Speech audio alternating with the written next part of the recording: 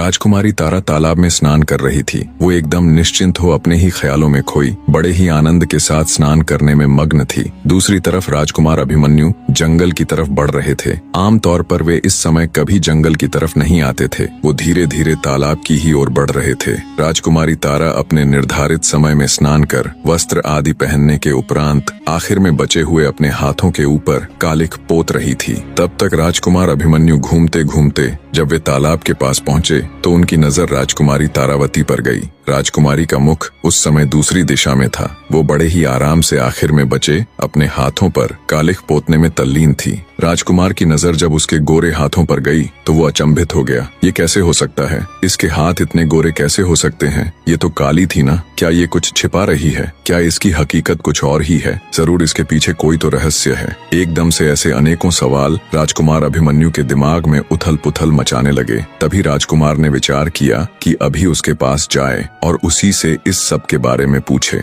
पर अगले ही पल वो कुछ सोचकर रुक गया। उसने विचार किया कि वो कल फिर से इसी समय यहाँ आएगा और पूरी सच्चाई का पता लगाएगा। इसी सोच के साथ राजकुमार अभिमन्यु ने चुपचाप अपना घोड़ा वापस मोड़ लिया और जरा सा भी शोर किए बिना वहाँ से चला गया। रात को उसे ठीक से नींद भी नहीं आई। बार बार उसकी आंखों के सामने चंदा के हाथों की छवि उभर कर आ रही थी। आखिर एक कुरूप स्त्री के हाथ इतने सुंदर कैसे हो सकते हैं? इन्हीं विचारों की उधेड़-बुन में करवटें बदलते बदलते सुबह हो जाती है। सच्चाई का पता लगाने के लिए राजकुमार अभिमन्यु कल बीती घटना के समय से बहुत पहले ही जंगलों में चला जाता है और तालाब के पास झाड़ियों में छिप कर बैठ जाता है। दोपहर का समय हुआ तो गायों के रंभाने की आवाज उसके कानों में पड़ी। राजकुमार अभिमन्यु और अधिक सतर्क होकर बैठ जाता है। कुछ ही देर में राजकुमारी तारा गायों के साथ तालाब के निकट पहुंच जाती है। हमेशा की तरह उसने गायों को चरने के लिए छोड़ दिया और खुद तालाब के किनारे जा स्नान करने के लिए अपने वस्त्र उतारने लग जाती है।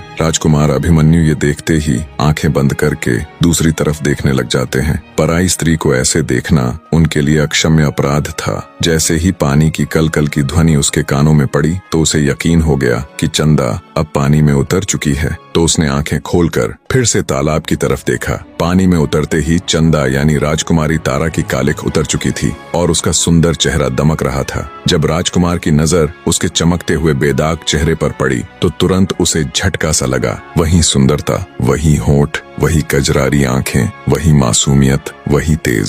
सालों पहले देखे उस चेहरे को वो कैसे भूल सकता था? उसे बस कुछ याद था तो वो था उसकी पत्नी राजकुमारी तारावती का वो चेहरा। शायद ही कोई ऐसा दिन गया हो जब उसने राजकुमारी तारा के इस चांद से चेहरे और उसकी हर छोटी से छोटी बारीकी को याद न किया हो।